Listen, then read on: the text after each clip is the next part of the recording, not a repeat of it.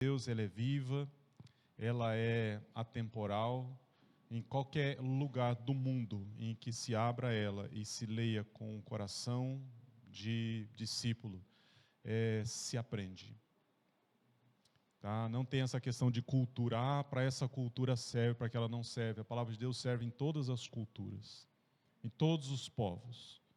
Tá? Quem gosta de fazer alteração nisso são os antropólogos, os psicólogos e alguns da área de humanas que gostam de fazer algumas alterações nessa leitura entre Bíblia e entre povos da terra, com as suas culturas. Mas a Bíblia, o próprio Deus diz que ela é viva e eficaz, né? E ela foi dada ao homem. Então, em qualquer tempo, em qualquer lugar, ela vai continuar sendo a palavra vocalizada, verbalizada de Deus. Tá bom? Essa que nós temos é uma cópia da verbalizada. Então, o que o Espírito Santo precisa fazer? Porque ela não é a palavra que foi inspirada. Aquela que foi inspirada, soprada para o escritor colocar no papel, ela foi inspirada uma vez, na hora em que Deus disse, escreva. O Espírito de Deus hoje pega a palavra inspirada, e como foi Ele próprio que inspirou, é Ele que ativa ela na nossa mente, no nosso interior. E Ele faz isso em qualquer lugar, em qualquer tempo, para qualquer pessoa que queira. Então, quando você ora por povos da terra, você ora para que quando a palavra de Deus chegar lá, que Ele, mesmo não sabendo, mas que Ele tenha um coração aberto para ouvir uma mensagem, que é a mensagem do Evangelho. Tá? É assim que a gente ora por evangelismo, né? Se você evangeliza, você faz. Se você ora, você intercede. Então eu quero pegar o texto que a gente começou semana passada, acho que é o 44, né? Partir dali para a gente finalizar hoje essa caminhada na história de José do Egito. Nós paramos aí nesse slide no último domingo. O Senhor estava com José, de modo que este prosperou. Não se preocupe tanto em procurar na Bíblia, porque você tem que ler a partir de Gênesis 37. Porque aqui tem 37, 38, 39. Nesses textos que eu recortei versículos, porque senão ia ficar um texto muito longo. Aqui o Senhor estava com José, de modo que este prosperou e passou a morar na casa do seu senhor egípcio. Quando este percebeu que o Senhor estava com ele e que o fazia prosperar em tudo o que realizava, agradou-se de José e tornou-o administrador de seus bens. Potifar deixou a seu cuidado a sua casa e lhe confiou tudo o que possuía. Então, lembrando que nesse tempo aqui, o tempo já havia passado desde a última vez com seus irmãos, ele estava no Egito, como escravo, vendido para esse administrador, que era um homem poderoso no Egito, trabalhando como escravo na casa dele. Então, lembra, tem Faraó, tem Potifar, administrador, e tem esse administrador com um escravo dentro da casa dele. Uma casa grande, provavelmente, alguns empregados, alguns escravos. E José estava lá. E o que chama a nossa atenção ali? Ele prosperou. Nós estamos falando de maturidade que é percebida e desenvolvida num processo. Então, tudo que aconteceu na sua vida ontem, semana passada, nos seus anos de vida, o que está acontecendo hoje, fazem parte de um processo. Um processo de amadurecimento. E na medida que o tempo passa, isso acelera, ou tem que acelerar. Porque você não pode ficar com aquela dificuldade para amadurecer. E quando eu falo amadurecer, não é exatamente fazer coisas, é amadurecer com consciência. Consciência de quem eu sou, consciência do meu papel, consciência da minha fé, consciência da minha responsabilidade, consciência do meu Deus, consciência da minha vocação, consciência dos meus dons ou vocação, que seria a mesma coisa, com o meu próximo. Talvez hoje a questão mais a ser chamada a atenção olha para o lado. Olha para o lado, presta atenção naquilo que Jesus falou. Jesus, o tempo todo, quando estava nos ensinando, estava nos mostrando o homem, mostrando pessoas, dizendo assim: ame o seu irmão, ame o seu irmão, ame o seu irmão. Então, a maturidade, ela nos leva a essa consciência. E nota que o mundo de hoje, ele está, o mundo quando eu uso a palavra mundo, eu estou falando de um sistema de vida no mundo. É um sistema em que faz o quê com a nossa consciência? Tenta de todas as formas cauterizar. A Bíblia, o apóstolo Paulo fala da consciência cauterizada. Aquela consciência cauterizada é uma consciência insensível. Insensível. Ou seja, as coisas em que eu vivo, as coisas que acontecem comigo, no dia a dia, as repetições, as descrenças, as frustrações, as decepções, faz com que a minha consciência ela fique sem sensibilidade. Então, o que passa a acontecer ao meu redor, ela passa a ser uma coisa do dia a dia, normal. Então, o homem, a mulher de Deus, que está nesse processo de maturidade, começa a entender isso. Espera aí, eu não posso ter a mente do mundo, eu preciso da mente de Cristo. A mente de Cristo, pessoal, mente de Cristo é a nossa busca diária. Tá? Então, se você perguntar para José, conta para nós aí qual era o segredo desse processo que você viveu, como que você caminhou naqueles dias? Ele vai dizer assim: a minha mente estava firme. Naqueles dias, ele não podia dizer a minha mente estava firme em Cristo, porque Cristo ainda não era real para ele. Mas ele podia dizer assim: a minha mente estava firme em Deus, em Jeová. A minha mente estava firme. Tudo o que estava acontecendo, ainda que eu não gostasse, ainda que eu não concordasse, ainda que a minha mente estava firme. Então, a sua mente é que precisa ser trabalhada nesse processo de maturidade. Então, diz ali que o Senhor prosperava ele. Se ele não tem uma mente consciente, ele ia pensar que a prosperidade era o quê?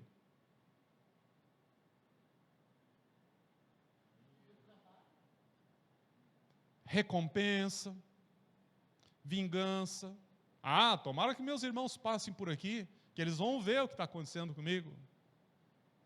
Tomara que meus irmãos vejam o que era escravo.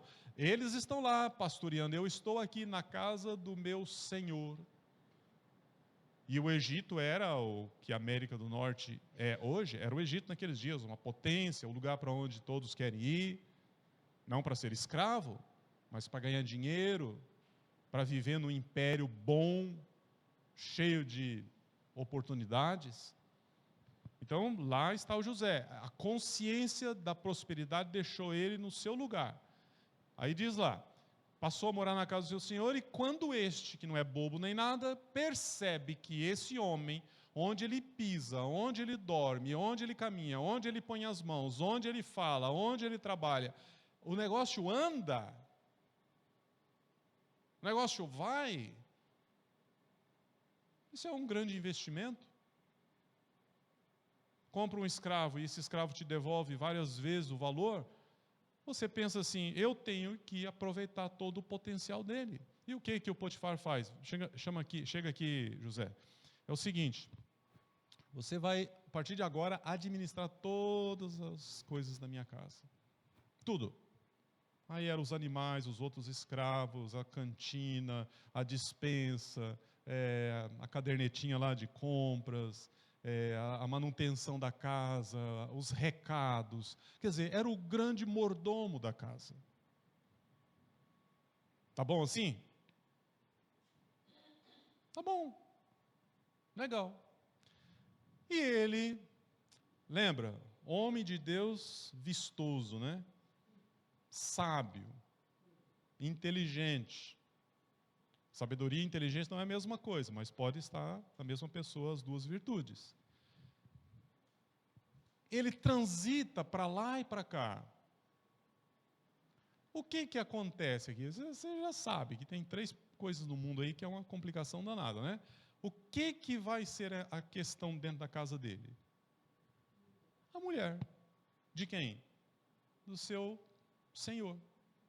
Ela resolve que ela gostou dele. Ela resolve que esse rapaz é um pedaço de carne boa aqui dentro de casa. Meu marido sai bastante. A casa está nas mãos dele, eu estou aqui. E ela gostou dele. E ela disse para ele, o negócio é o seguinte, ó, sabe ali o quarto? Dá uma passadinha lá. E ele disse, não, senhora. Um toco daquele, né? Aí a hora ela dá mais uma cantada. Ele disse, não, senhora. E ela vai ficando irritada, até... E aqui eu pulei o texto, tá? Aliás, eu não passei. Tá lá. E ela insiste, ali diz no verso 10, embora ela insistisse com José dia após dia, ele se recusava a deitar-se com ela e evitava ficar perto dela. Aí a mulher começa a se sentir, assim, não pode, mas não é possível, quem é esse camarada? Ele está pensando o quê? Ele é comprado pelo meu senhor, então ele é meu, e eu dou ordens e ele tem que vir. Eu comecei por bem, e se ele não vem por bem, vem por mal. E um dia ela dá uma investida nele, ela agarra ele. Quando ela agarra ele, o que acontece? Ele solta, ele abre os braços, ele solta a túnica, não aquela, né? Aquela, essa é uma outra túnica. Agora, aquela era a túnica do pai, essa era a túnica do seu senhor. Ela solta a túnica nas mãos dele. Ele solta a túnica nas mãos dela e ela fica com aquele troféu e ela abre o bocão, começa a gritar e aí ela vai armar contra ele. E aí quando os outros empregados chegam, ela diz, está vendo aqui, ó, aquele rapaz lá, o mordomo, tentou me agarrar e está com a roupa dele na mão. Quando o senhor chega, o marido dela chega, ela conta a mesma história para ele. Aí o verso 19, quando o Senhor ouviu o que a sua mulher lhe disse, foi assim que o seu escravo me tratou. Ele ficou indignado. Mandou buscar José e lançou na prisão em que eram postos os prisioneiros do rei. José ficou na prisão. Lembra que eu falei para vocês semana passada? Uma vida de altos e baixos? Estava bom até agora há pouco, até hoje de manhã. Tinha estado ruim um bom tempo. E aí o rapaz que tem uma mente firme vai decidir agora como que ele vai viver essa experiência num outro lugar, com outras pessoas, em situação desfavorável. E aí, gente, eu pulei um trecho longo aqui. Do período de José na prisão. Mas é uma bela escola. Lembra que eu coloquei dias atrás? Não há murmuração de José. Não há relato dele preparando motim, falando mal de Potifar, falando mal da mulher de Potifar, falando mal dos seus irmãos, falando mal, sabe, de ser escravo. Não há, simplesmente não há menção disso. E você pode ter certeza, se houvesse isso, Deus, para o ensino a nós hoje, de modo didático, ele teria, ou pedagógico, ele teria nos dado essa informação. E aí, quando nós estamos tentando aprender com esse rapaz de 20 e poucos anos agora, essa experiência, a gente tem que olhar para nós. Então, assim, você está num lugar colocado, um lugar desfavorável, injustamente, por calúnia, por difamação, o que você pensa em fazer? Hoje, 2024. Se isso acontece com qualquer um de nós, o que lá na prisão a gente está pensando em fazer? Contratar um bom advogado. Meter um processo. Porque isso não está certo. E está certo? Não está certo. E eu quero um bom advogado. Eu já falei com a minha família, já disse, pode vender o que dá para vender, porque nós vamos gastar dinheiro, mas vamos levantar um processo, uma representação contra essas pessoas por calúnia, por difamação, assédio moral.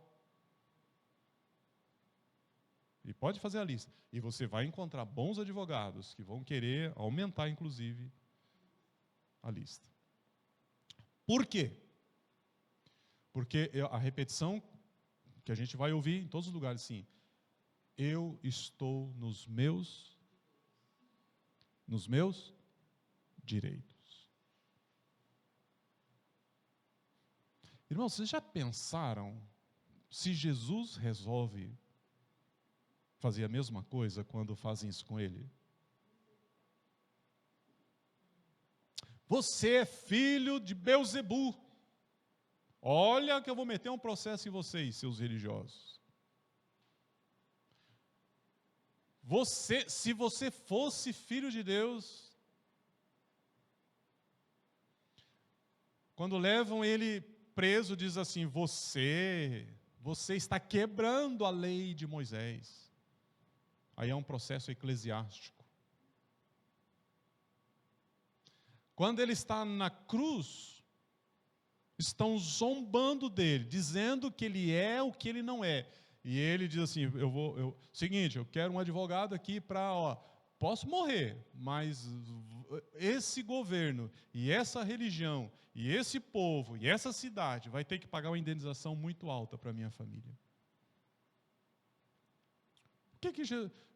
É exatamente o contrário. Ele está dizendo assim, Pai, perdoa porque eles não sabem. Pai, perdoa, eles não sabem o que fazem. Bem isso. E aí eu aqui, como crente, dizendo assim, vou meter processo. Por quê? Porque eu não suporto a ideia de amadurecer debaixo de uma situação desfavorável. Eu gosto muito da ideia, meus irmãos, de que a gente amadurece quando a gente pega um iate e viaja. Você gosta disso também? Não, mas você pode, se alguém te oferecer um iate, dizer assim, Ingrid, você vai lá para a tua herança lá de trás, tá? Você vai visitar a Alemanha, tudo pago. Você tem 30 dias para ir visitar. Nossa, Deus, agora eu vou amadurecer. Né? Eu vou fazer uma viagem dessa, vou voltar madura. Gente, eu viajaria o mundo inteiro. A gente pensa que é na prosperidade que nós chegamos na maturidade. Passar pela prosperidade também nos ensina a maturidade. Mas não é isso que eu vejo na Bíblia, boa parte do tempo não. O tempo está dizendo, Deus está dizendo assim, vocês poderiam aprender maturidade pela prosperidade, mas não é assim que acontece. Vocês poderiam, mas não é assim que acontece. Parece que vocês precisam de fogo, adversidade. E aí elas fazem parte também do processo de Deus. Então está lá o rapaz na prisão. Lá na prisão tem conversas, tem interpretação de sonho, tem promessa. Um deles lá diz para ele assim, rapaz, você resolveu um problema sério para mim, eu prometo para você, quando eu sair daqui eu vou interceder por você. Aí você vai ver a história do copeiro, vai ver a história lá do camareiro, vai ver a história lá do camarada que depois sai da prisão e ele esquece de José. Que raiva que eu tenho quando pessoas esquecem o que falaram para mim. Eu não sei vocês, Promessa. Não, pode ficar tranquilo. Quando eu sair, eu vou. E eu fico lá esperando. E nada. E aí eu estou pensando, quando eu sair daqui, se um dia eu sair, quando eu sair, porque eu vou pegar esse sujeito e vou esfregar o nariz dele na parede. Não, o José está quieto lá, ele espera, não acontece nada, ele diz, bom, vou continuar. Por quê? Eu estou descansando em Deus. Os propósitos de Deus são... Agora, enquanto eu descanso em Deus, eu faço o meu papel aqui dentro. E um dia, aí vem todo o roteiro de Deus, como que Deus faz, trabalha. Deus tem um propósito, meus irmãos. Quando Deus nos vocaciona, Ele vocaciona para a história, para agir, para ser, para fazer, para acontecer. Aí Deus vai lá e perturba a mente do rapaz, do faraó. Agora já pula Potifar, vai direto no faraó. E o faraó fica incomodado. Se o faraó está incomodado, o reino todo está incomodado. E o que o faraó está sofrendo? Um problema de um sonho. E quem no final das contas é mencionado na corte? Tem um rapaz. Quem é que vai fazer isso agora? O tal que havia esquecido José na prisão. Tem um rapaz lá na prisão, quando eu estava preso junto com ele, aconteceu isso, e ele resolveu. Ele decifrou, menciona José. E como a situação ali está crítica, ninguém até agora resolveu não conseguiu interpretar o sonho, não tem eu, vai eu mesmo, né? Chama esse rapaz aí. Aí alguém vai lá e, José, prepare-se. E ele fez a barba, tomou banho, se ajeitou, pôs uma roupinha legal, aquela da prisão, limpinha. Você acha que na prisão ele é desmazelado? Tá cheio de tatuagem, todo arrebentado, porque sou preso mesmo, rebelde, quando sair daqui eu vou quebrar a parada. Não, está lá. Quando eu sair daqui, eu vou continuar aquilo que está pausado. Por que ele consegue isso? Presta atenção. Por que ele consegue estar ali, nesse centro? Porque tem uma mente firme em Deus. E elevado interpreta o sonho de Faraó. O resultado, meus irmãos, é bem fácil de você interpretar. Já pulando lá na frente, depois de todos esses acontecimentos aí, você vai ver o faraó promovendo, não é o José, não é o Potifar. Onde está a mulher de Potifar agora?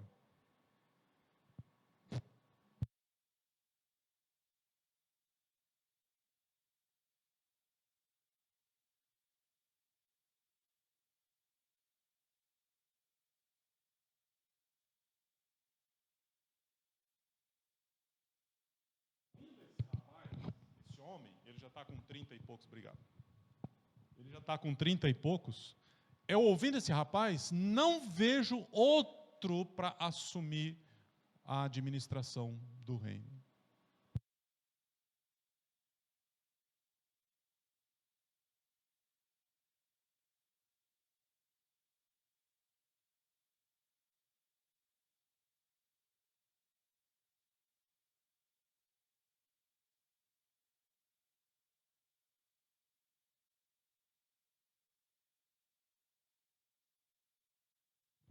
Cadê os Josés? Cadê os Josés daqui? De hoje? Os Josés da nossa cidade, para a nossa cidade.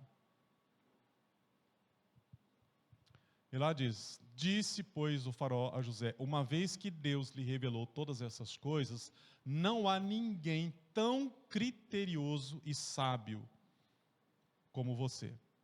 Você terá o comando de meu palácio e todo o meu povo se sujeitará às suas ordens. Somente em relação ao trono serei maior que você. E o faraó prosseguiu. Nossa, eu acho isso interessante. Fala isso para ele. Olha, só em relação ao trono, eu vou ser maior do que você. E ele prossegue: entrego a você agora o comando de toda a terra do Egito. É ou não é legal isso? Entrego a você o comando de toda a terra do Egito. Em seguida, o faraó tirou do dedo o seu anel de selar e o colocou no dedo de José. Mandou vestir linho fino e colocou uma corrente de ouro em seu pescoço. Também o fez subir em sua carruagem real, e à frente os arautos iam gritando: abra um caminho!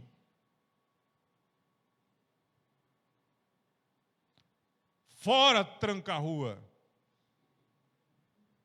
Abram caminhos! E assim José foi colocado no comando de toda a terra do Egito. É ou não é extraordinário? O faraó escolhe ele. O faraó diz para ele: você vai administrar não uma casa, você vai administrar um reino. E depois ele tirou do dedo, presta atenção nisso. Faraó tinha o anel, sabe o anel sinete? O anel do faraó, grandão, bem grandão, que era uma espécie de um carimbo, selo de poder real. Olha aqui, ó. Todo documento que tem essa marca tem um valor extraordinário. É a voz do faraó. É a voz do rei. Ele tira do seu dedo e coloca no dedo de José. Depois, mandou vestir ele do quê? Olha que interessante. Lembra lá de trás? Lá do começo da história? A roupa de José? A veste de José? A marca de José? Que levou ele a ter um problema sério com seus irmãos? Olha ela voltando agora. Olha a restituição. Olha o significado. Olha o linho fino. Não era um linho qualquer, não era um linho sintético, não era um linho feito ali na tapeçaria da Dona Maria. Era o linho real. E ainda coloca no pescoço dele o ouro, que era a riqueza do Egito. Era uma marca. Lá em Israel, a gente encontra isso aqui também, só que o rapaz recebe o anel do pai, ele recebe uma veste do pai e ele recebe umas sandálias na casa do pai. Lembra lá da parábola rica, lá do pródigo? Aqui ele está recebendo anel, ele está recebendo uma veste e ele está recebendo um colar de ouro, porque ele está no Egito. E aí, em seguida, vamos promover esse rapaz e vamos publicar ele. Vamos anunciar, vamos dizer para todos que agora ele é o administrador abaixo do rei e só tem ele. E aí coloca ele numa carruagem. E que carruagem é essa? Real.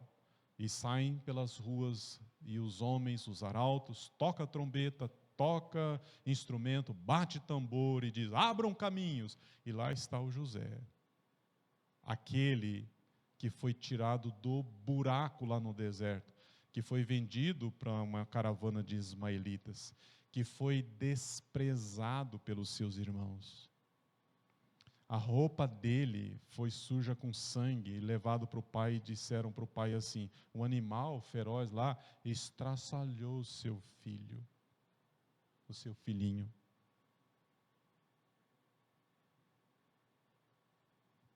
E lá, anos depois, o Senhor estava com ele, aquele que tinha uma mente firme em Deus, e agora ele ocupa o lugar. E se você quer ver tudo o que acontece daqui para frente, você vai lá, pega essa história, a história de José, e você vai ver o que, se você, eu acho que todos aqui conhecem, né? Você vai ver 11 feixes. 11 feixes entrando. Eu fico assim, se eu tivesse que fazer um desenho animado, eu ia colocar 11 homens indo para o Egito em busca de comida.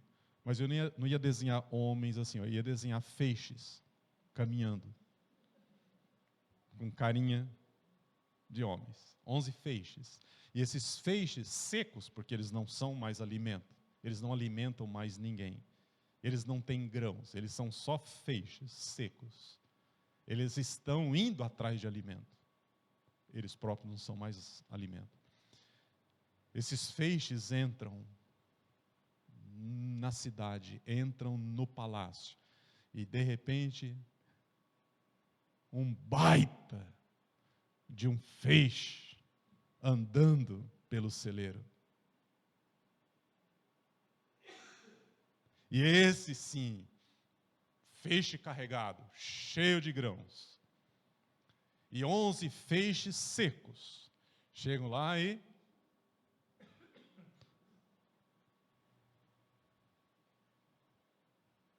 Não é interessante? E aí você continua vendo a maturidade nesse homem. Porque ele está numa posição privilegiada e ele não vai fazer uso dela. Ele está numa posição privilegiada, ele não vai pisar a cabeça de ninguém. Ele está numa posição privilegiada e quando ele percebe que os seus irmãos... Acredito eu que ele é aquele homem que está dizendo assim: o Senhor tem vindo comigo aqui, o Senhor é Ebenezer, o Senhor é aquele que me acompanha, o Senhor é aquele que nunca me abandonou. Então aquele sonho vai se cumprir. Um dia meus irmãos virão. Mas ele não fica dizendo assim, gente, por acaso apareceu uma caravana aí que 11 sujeitos mal encarados, sem vergonha. Se um dia aparecer, vocês me avisam. Você até deseja que isso não aconteça. Por quê? Porque estaria acontecendo a fome lá na casa do seu pai. Mas tem que acontecer, né? E no dia que isso acontece, gente, a cena é emocionante. Quando ele se revela aos seus irmãos, diz lá no texto que ele chora. Ele chora por encontrar os seus irmãos. Os irmãos tremem inteirinho. Nunca eles imaginam, eles nem lembravam mais daquele sonho, porque quando eles dizem assim, vamos matar esse sonhador e queremos ver se o sonho dele se realiza, eles matam os seus sonhos. Eles não matam o sonho de José, eles acabam com a própria esperança. Os assassinos de sonhos se matam seus sonhos. E eles provavelmente nem lembravam disso mais. Porque se eles lembrassem, eles caminhariam para o Egito desconfiados. Se aquele sonho estivesse no coração deles ainda e lembrasse, onde eles entravam, em qualquer lugar que eles passassem, eles estariam desconfiados. Terá um fazendeiro por aqui, com todo esse poder? Haverá um Senhor aqui com toda uma riqueza em que a gente vai precisar dele algum dia? Então, se eles nem pensavam nisso, muito menos pensavam que ia dar de cara com o segundo homem mais poderoso daquela época diante deles. Então, quando José se revela a eles, José se revela soluçando, chorando, eles tremem. E ele ainda tem que consolar. Isso é para os fortes. Isso é para os maduros. Então, o último slide que eu quero colocar aqui para você é justamente para você entender isso, que a gente vai continuar caminhando nessa toada.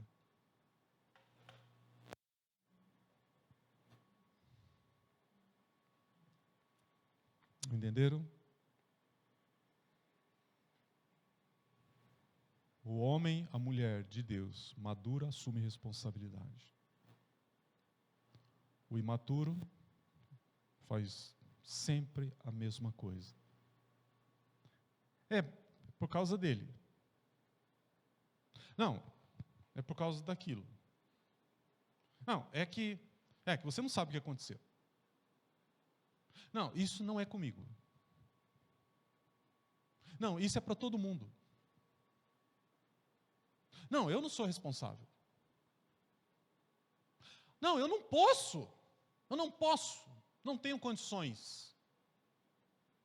Não, eu já assumi responsabilidade. Não, eu vou, mas não agora. Não, eu não tenho esse chamado. Não, isso é para o governo. Não, isso é para a igreja. Não, isso aqui é para o pastor. Não, isso aqui é culpa do vizinho. Isso aqui, se a justiça fosse mais séria. Não, se eu ganhasse mais. E assim vai. O dia inteiro, a vida inteira, desviando, desviando, desviando. Sempre desviando. Bagre ensaboado, isso escorrega, liso. Mas o que é maduro diz, o que é fazer mesmo? Onde? Como? Com quem? Quanto? Estão entendendo? Agora.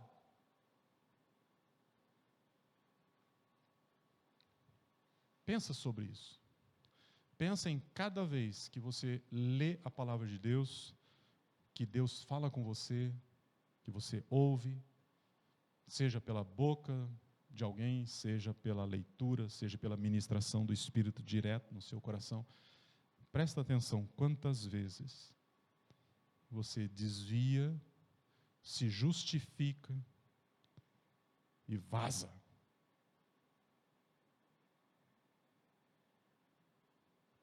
Depois, senta e se frustra.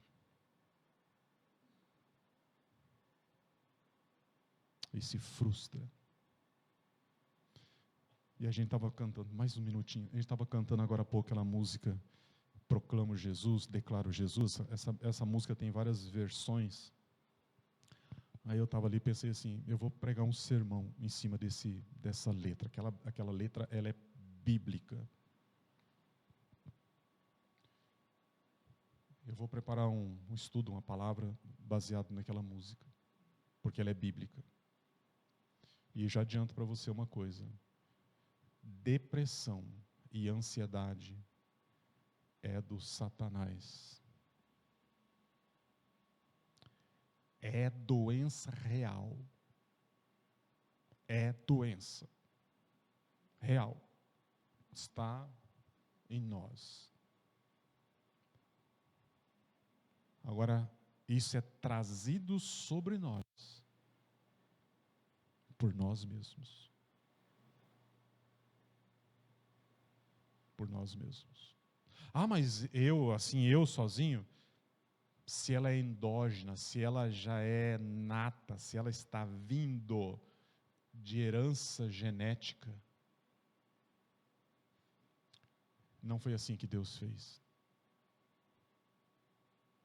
Ansiedade. Minha família tem transtornos de ansiedade. Eu já nasci assim, minha criança já nasceu assim, porque em casa a gente é assim. Isso é trazido sobre nós. Nós cultivamos. Meus irmãos, todos nós temos predisposição para tudo que é lixo do mundo. Predisposição. Nascemos pecadores, semente corrupta, não é? Semente corruptível. Tudo em nós corrompe. Tudo em nós corrompe. Se corrompe. A prova é que quando eu nasci era um bebê gordinho.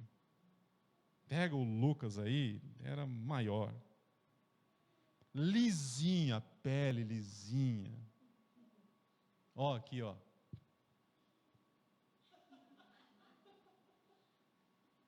Bumbum durinho, fofinho. Cabelinho ralo, mas engrossou depois, ficou cabelo que o pente não entrava. 60 anos depois, corrompeu. Tudo se corrompeu. Nós morremos corrompidos. O nosso corpo traz o efeito do pecado. Estão entendendo? Tudo em nós se corrompe. Agora, o que não pode se corromper é aquilo que é a nossa essência, é onde Deus está trabalhando.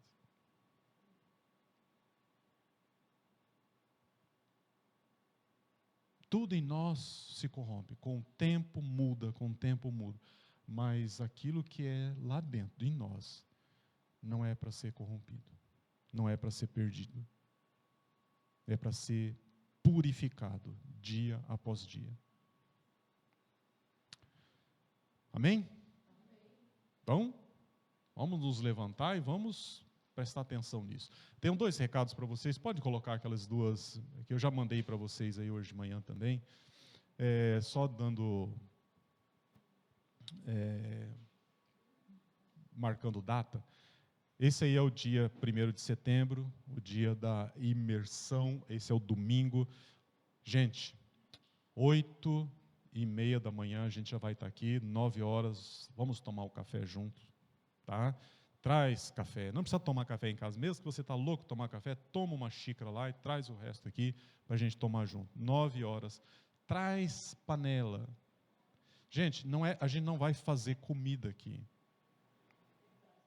A gente vai esquentar, tá? Porque não quer perder tempo. Então, assim, o que você vai comer? Ah, Daniel, não tem jeito, é apurado, não sei o quê. Passa ali, encomenda um frango. Daí alguém passa lá depois, pega o frango. O básico, vamos encher a mesa e você não vai comer o que você trouxe, você vai comer o que eu trouxe, e eu como o que você trouxe. Tá bom assim? É mesa aposta.